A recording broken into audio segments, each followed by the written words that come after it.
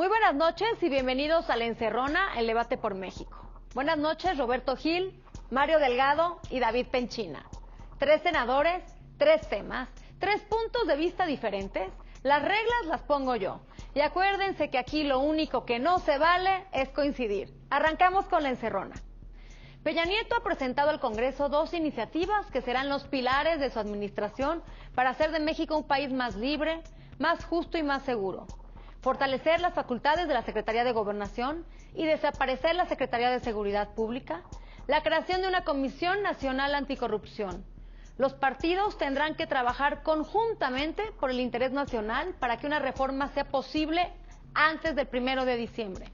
Senador Roberto Gil, con el visto bueno de Alejandro Poiré para discutir la reforma, ¿estaría el PAN perfilando una estrategia común? ¿Qué sería lo mejor que podría pasar con el presupuesto, con los hombres, la guerra contra el crimen y con Plataforma México, que es sin duda el elemento más valioso de la Secretaría de Seguridad? Acción Nacional está en plena disposición de analizar, de discutir, de votar la iniciativa que ha presentado para reorganizar la Administración Pública Federal. De hecho, reconocemos que es un derecho, una potestad del Ejecutivo plantear la reorganización de la Administración y debiera haber colaboración por parte de las fuerzas opositorias.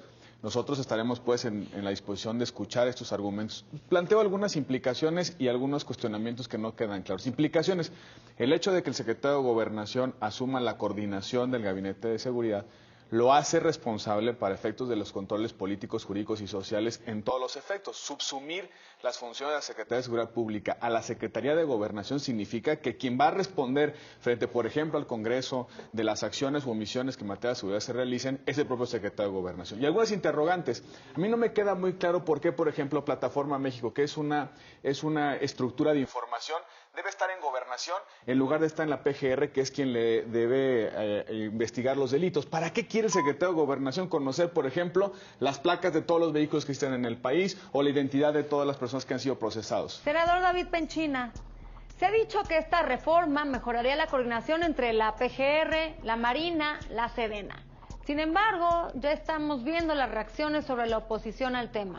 ¿Cómo ves tú el objetivo? ¿Con qué intensidad tu partido podría defender el crear una gendarmería nacional de origen militar, pero con mando civil? A mí me parece que lo que hemos vivido en los últimos años en nuestro país sí acusa el que tengamos que reforzar necesariamente la coordinación, no solo en los 3 órdenes de gobierno para el combate del crimen organizado y del narcotráfico, de la delincuencia alta que hay en nuestro querido México, sino que también exige una coordinación al interior del gabinete que en los últimos años ha hecho gala en muchos casos por su ausencia.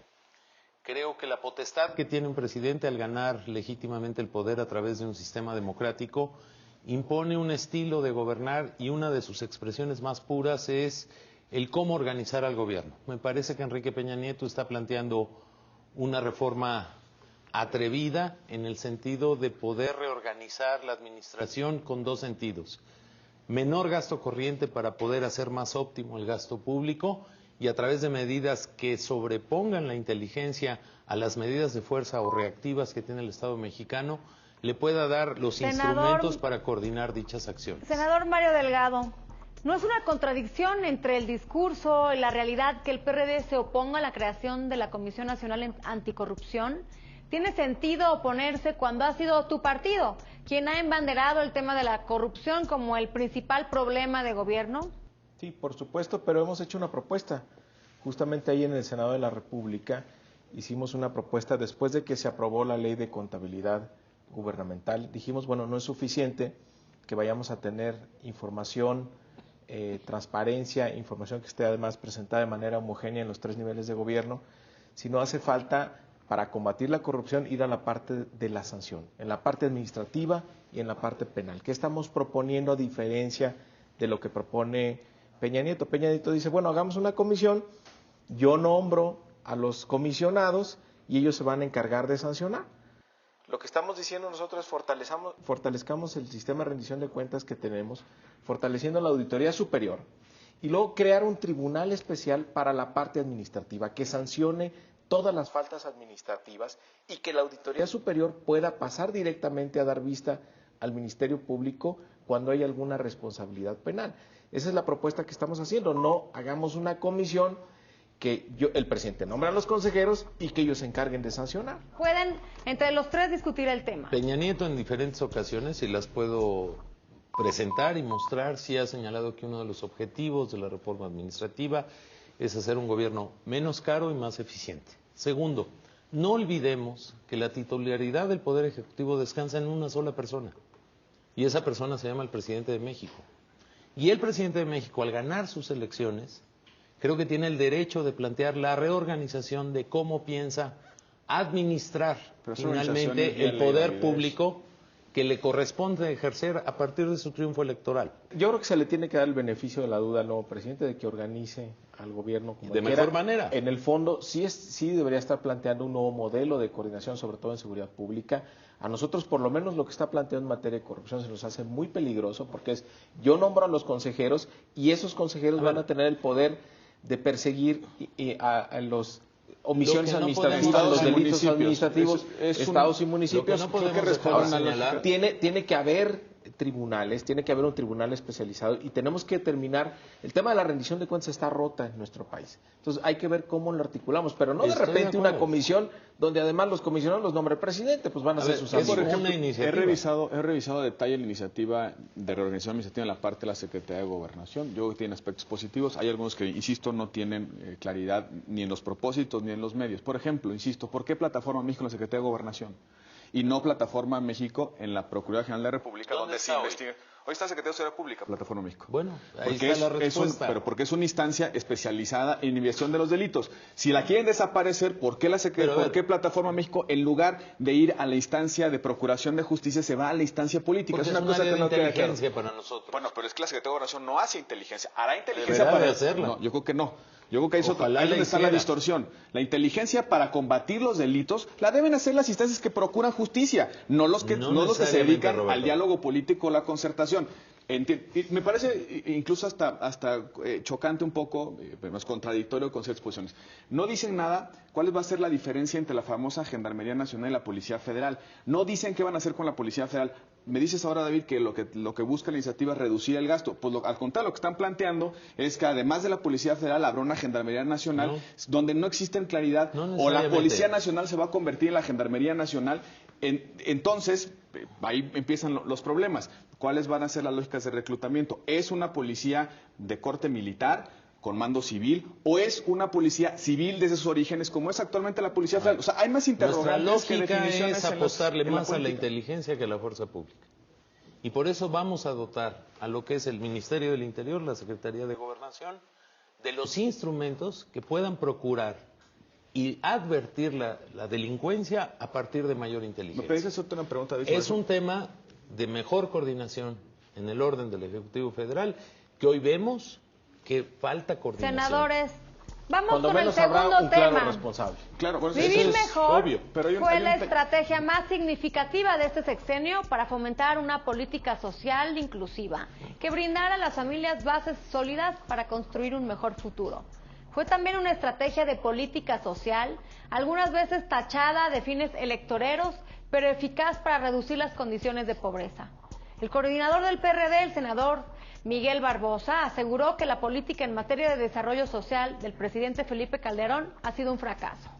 A 2 semanas de que concluya el mandato presidencial y de que finalice también el régimen de 12 años de gobierno a cargo del Partido Acción Nacional, desde el Senado el PRI ha realizado críticas muy puntuales sobre los logros alcanzados en este sexenio. Hay 52 millones de mexicanos que viven en la pobreza, 14.2 millones de personas viven en la informalidad y se incrementaron en este sexenio en un 40% los homicidios dolosos. Al menos 1.200.000 personas han sido prácticamente desterradas por la guerra contra el crimen. Y no menos importante, los mexicanos enfrentaremos un endeudamiento público que supera el 12% de lo recomendado por el Fondo Monetario Internacional. Senador Roberto Gil, ¿cómo te gustaría que fuera recordado este sexenio? ¿Qué hubieras hecho tú para que la pobreza en México no alcanzara las dimensiones que ha alcanzado? Hay ciertas variables que una administración no calcula, evidentemente, porque no dependen de su gestión. Tal es el caso de la crisis económica global, la mayor crisis que ha vivido la humanidad en este último siglo, quizá la crisis que más ha dolido a las generaciones presentes, sobre todo desde la crisis de los años 30 en Estados Unidos y en el mundo entero. Esa crisis ha afectado el entorno internacional y tuvo implicaciones en nuestro país. Las medidas de estabilidad económica, de responsabilidad presupuestal, de responsabilidad fiscal y también la política social que ha implementado este gobierno permitió mitigar los efectos de esa crisis. Hoy no estamos viviendo, como en España, un escenario en el cual hay desahucios masivos de la vivienda, donde el empleo está superando los 30%, donde hoy no hay posibilidad alguna de ver en el horizonte la posibilidad de recuperación, donde se deslocaliza el trabajo, donde se agudizan las tensiones sociales. México pudo superar esa crisis gracias a la gestión responsable del gobierno actual. Por supuesto que cualquier administración tiene claroscuros, tiene aciertos, tiene errores. Yo creo que el balance de esta administración Senador David Penchina, es inevitable hacer un comentario sobre qué país recibirá Peña Nieto. ¿En qué coincides con los gobiernos del PAN? Yo creo que toda administración, sin duda alguna, termina con claros y oscuros. Yo creo que lamentablemente, y los resultados de esta administración por sus propios hechos hablarán y hablan desde hoy, son de mucho contraste, de un alto contraste. Por un lado hay una deuda social profunda, donde prácticamente la mitad de la población tiene pobreza marcada y la mitad de esa mitad de la población tiene pobreza extrema. Es decir, no tiene ingresos suficientes para vivir con dignidad en materia alimentaria, patrimonial, educativa, incluso de servicios de salud por su aislamiento y su baja percepción de ingresos mensuales. Segundo, tenemos una deuda con la sociedad a partir de un país inseguro, una guerra contra el narcotráfico, contra la delincuencia, que sus resultados todavía están muy distantes, donde nuestros hijos puedan caminar libremente por sus calles. Y tercero, nuestra condición económica sigue siendo muy precaria. Se están consiguiendo alrededor de 700, 800 mil empleos en el mejor año de Senador Mario Delgado, de la última década. ¿cuál es el antes y el después de vivir mejor para tu partido? Lo que mal empieza, mal acaba. Y empezó esta presidencia muy cuestionada, con pues muchísimas pruebas de que hubo irregularidades en las elecciones y obviamente no le fue bien al gobierno. Yo creo que el balance pues son 12 millones de pobres más en nuestro país, de los cuales 4 millones son en pobreza alimentaria, quiere decir que no tienen para comer las familias. Digamos, lo que se dice, no, es que podríamos estar peor, porque nos cayó. Entonces hay que darle gracias a Calderón porque nada más fueron 12 millones de pobres, más todos los muertos, más las cifras que ya se dieron aquí. Yo creo que tenemos que pensar distinto en nuestro país y tenemos que empezar a hacer las cosas distintas. Tenemos que resolver este gran dilema de que no tenemos crecimiento económico. El balance de Calderón debe ser menos de 2% crecimiento económico, el más bajo desde 1.5, el más bajo desde Miguel de la Madrid. Y eso es lo que tenemos que abocarnos ahora. Mientras nuestro país no crezca, Senador vamos a seguir Roberto acumulando Gil, tienes un pobres. minuto para contrarreplicar a tus compañeros. Yo creo que el problema es de memoria. Ya se les olvida, insisto, al PRD su propia contribución a la discusión de la política social o de la política fiscal. Fue una posición de constante obstrucción. Pudimos estar mejor, sí, sin duda. Intentaron cooperar cuando ya se había acabado la administración, o bien cuando ya Andrés Manuel López Obrador los dejó, o por lo menos porque se fue a otra expresión política. Yo espero que en algún momento en el PRD haya conciencia de la contribución que puede hacer la izquierda para fortalecer la política social, pero les cuesta mucho trabajo colaborar. Y por el otro lado, yo quisiera resaltar sobre todo que el propio Enrique Peña Nieto en su gira por Europa dijo que México tiene condiciones inigualables en materia económica, dijo que México es un país atractivo a la inversión, que se está generando empleos, que tiene certeza a las inversiones, que es un gran país. Yo lo cual le aplaudo, creo que es una visión objetiva que desafortunadamente sus voceros no reproducen. Y la deuda pública, pues ya se les olvidó el caso Moreira, ya se les olvidó el endeudamiento en Michoacán, ya se les olvidó el endeudamiento en Veracruz. Si hoy tenemos una presión derivada de endeudamientos, tiene que ver con la irresponsabilidad de Estados Unidos. Por cierto, hoy ya quieren su Fogaproa para sacar adelante los Estados Unidos. Tienes un minuto para contrarreplicar a tus compañeros. Enrique Peña Nieto ha dicho que recibe un país con una estabilidad macroeconómica favorable, y eso es cierto. Yo desde hace muchos años oigo la macroeconomía muy bien, el problema es el bolsillo de la gente. Y si hacemos un corte de caja que cualquier administración debería de hacer, y no estar en una campaña publicitaria para tratar de mostrar que este fue el sexenio de la gloria y que nos fue a todos muy bien, cuando no fue así, y que por cierto ese dinero en publicidad lo hubieran usado mejor en programas de infraestructura, en programas de inversión que hubieran generado más empleo.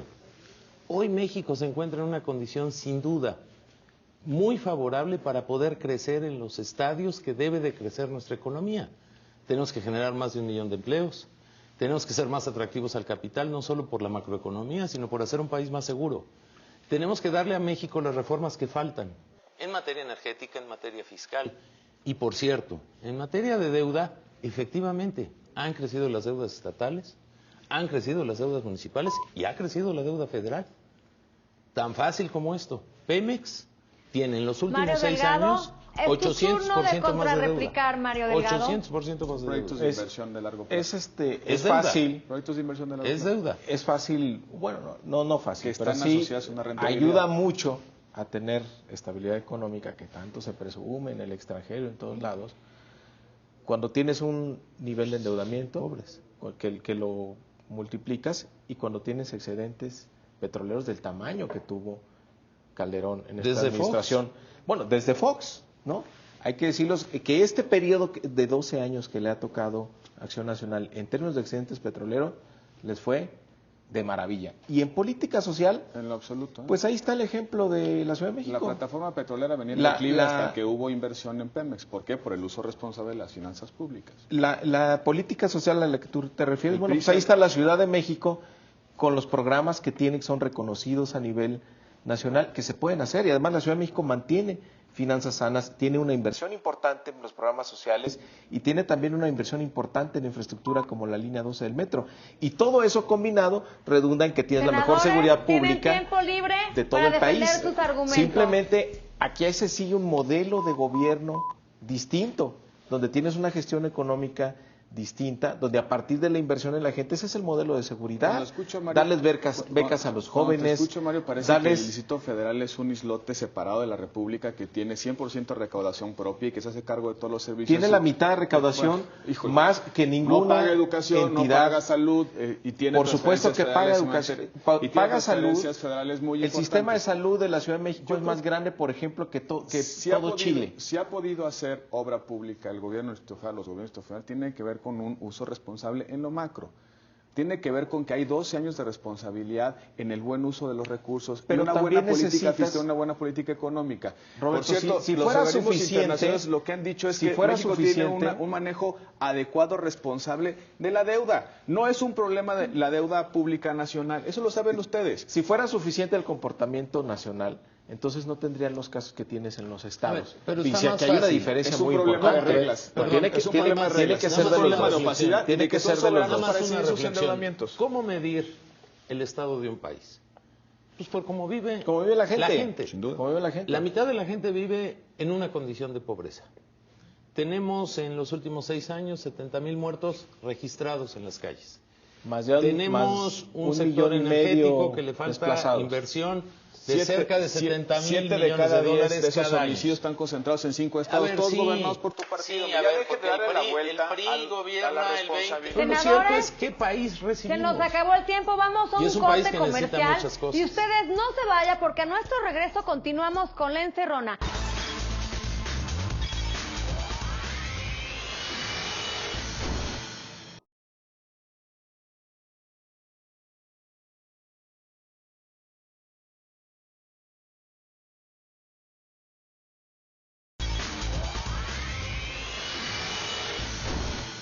Varios comentarios de la izquierda hacen creer que Marcelo Ebrard sí hubiera podido obtener lo que a López Obrador le faltó para ganar la presidencia.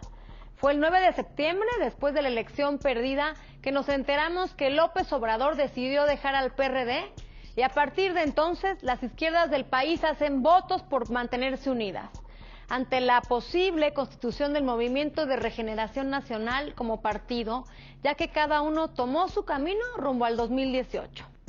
Es pues la elección intermedia del 2015 la que definirá si será López Obrador o Marcelo Ebrard el candidato de las izquierdas para el 2018. Esta es quizás la razón por la que legisladores afines a López Obrador buscan un mejor posicionamiento en detrimento de la fuerza política del PRD en el Congreso. Si bien la separación de López Obrador beneficia al PRD, porque así ya no proyectará dos visiones diferentes, dos comportamientos, dos o más posiciones políticas, la experiencia dice que es mejor una sola visión o no podrán hacerle frente al PRI. ¿Qué pasará? Senador Mario Delgado, por una parte, Marcelo Ebrard ha dicho que a partir del 5 de diciembre buscará afianzar su candidatura presidencial para 2018 y por lo tanto se desmarca de Andrés Manuel. ¿Cuál es el costo de esta decisión? No, costo ninguna. Yo creo que está claro que los dos van a seguir una ruta rumbo al 18, Andrés Manuel con Morena, después de una elección donde Andrés Manuel le fue bastante bien, más de 16 millones de votos. Lo que hacer con su movimiento, pues muchos lo empezaron a criticar, que iba a protestar, que iba a hacer no sé qué, y decide correr la vía más institucional que hay, que es la de formar un partido político. Creo que no se le puede criticar a Andrés Manuel por esa decisión, y canalizar todo su movimiento hacia una expresión política. Va a buscar su registro. Yo tengo duda de que Morena va a ser partido político nacional y va a poder competir en el 2015. Y por otro lado, Marcelo Ebrard pues, está planteando que él a partir del 5 de diciembre va a empezar su ruta hacia el 2018. Me parece que un escalón natural para Marcelo debe ser la presidencia del partido. No va a ser fácil, no está tan claro, pero también para el PRD tiene una disyuntiva. El nacimiento de Morena le pone un gran reto. Senador y solo Roberto es capaz Gil. de renovarse si Marcelo es su presidente. Senador Roberto Gil, desde el PAN, ¿qué lectura le das a los liderazgos de Ebrard y López Obrador? ¿Cómo influyen en el Congreso? ¿Las divisiones en la izquierda han llevado al resurgimiento del PRI y al fortalecimiento del régimen? Una de las grandes tragedias que ha tenido la izquierda mexicana tiene que ver que ha influido más Andrés Manuel López Obrador que la corriente que expresa Marcelo Ebrard. Creo que es una corriente más moderada, es una corriente más liberal, menos mesiánica. El problema que ha tenido la izquierda y también el sistema político en su conjunto es que ha pesado más Andrés Manuel López Obrador y sus visiones de no cooperación que una posible visión más moderada que encabeza Marcelo Ebrard.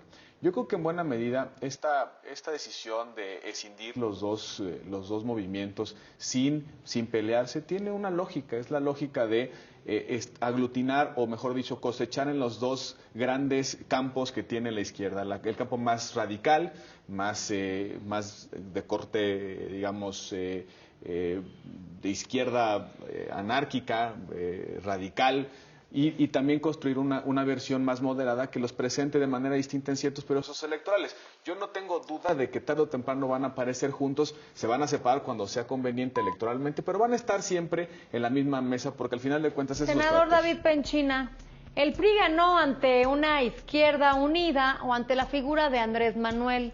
¿Hubiese sido distinto si Marcelo Ebrard hubiese sido el candidato?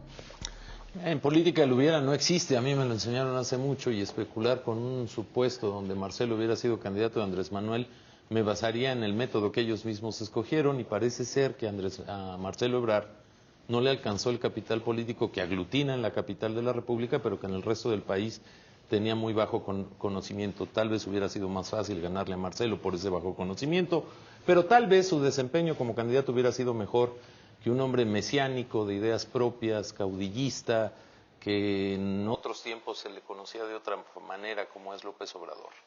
Creo que lo lamentable para el país, y voy a decir algo que tal vez no suene, es que seguimos teniendo una izquierda dividida, donde una serie de tribus se dividen el pastel, van por una tajada del presupuesto de los partidos políticos, y al final del día la unidad que logran tener siempre es tardía.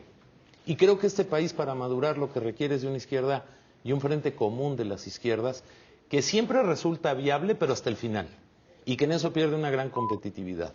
Para mí la división de López Obrador es la expresión... Sí, se abre el debate, tienen tiempo libre. Para mí la creación de López Obrador, de un nuevo partido político, es la expresión de un nuevo acomodo de una tribu que no cabe con los chuchos en el PRD, y que ya ahí está el ejemplo de Martí Batres, que se le quemaban las habas por hacerles una seña obscena a los perredistas, que también los sacrificaron en su época de gobierno con Marcelo Ebrard. Crean su ínsula, en algunos estados irán juntos, en otros irán separados. Lo cierto es que seguimos teniendo, después de 3 décadas, una izquierda que no ha logrado aglutinar un frente común moderno, de una izquierda que en un país de contrastes, de extremos, ¿no? De extremos de pobreza y de riqueza, debería de tener México una izquierda verdaderamente consolidada, con un proyecto moderno. Y me parece, para terminar esta idea, que López Obrador sabe que es imposible tener una tercera candidatura por el PRD, va por su cuarta candidatura tratando de emular a Lula da Silva, que creo que se echó 5 o no sé cuántas se echó para llegar a ser presidente de Brasil. Habrá que decirle a López Obrador que Brasil es diferente a México, y creo que no ayuda al espectro de la madurez democrática política que necesita la izquierda mexicana. Es mi opinión. Mira, vamos a ver, yo creo que la izquierda sin duda está enfrentando un momento muy importante con la fundación de Morena. Una vez más. Y vamos a ver qué pasa con el PRD. O sea, y el PRD es si es capaz de renovarse o no. Yo por eso digo, y mi tesis es que la única posibilidad de renovación del PRD es que Marcelo sea el presidente del partido. Si es alguien de las corrientes, si viene de una distribución de poder al interior, Mario, y sacamos un liderazgo en los 80s que realmente no sea un liderazgo, sino que se trata de formar a partir de ser presidente del partido, no va a funcionar. Pero perdón que te lo diga, en los 80s, y si logramos, el PSUM, el Partido Comunista, el Partido Auténtico de la Revolución Mexicana, ¿cuántas veces necesita la izquierda experimentar su derrota y sus caudillismos para alimentar nada más quiero recordarte que en la elección de la primera de Andrés Manuel, bueno, pues le robaron la elección. Bueno, eso ponte de acuerdo con y en esta segunda, no tuve nada que ver. No sé cuántas despensas tuvieron que comprarse para poder ganarle a López a Obrador. Entonces, bueno, pero lo que sigue es muy importante, y es si el PRD es capaz de renovarse o no, y la renovación pasa porque Marcelo Ebrard sea el presidente del partido. Sí, vamos a ver. Yo deseo que ese discurso. Se nos acabó el tiempo y no se vayan, no se pierdan el próximo martes a las 11:30 de la noche, La Encerrona, y el único programa de la televisión en el que lo único que no se vale es coincidir. Muy buenas noches.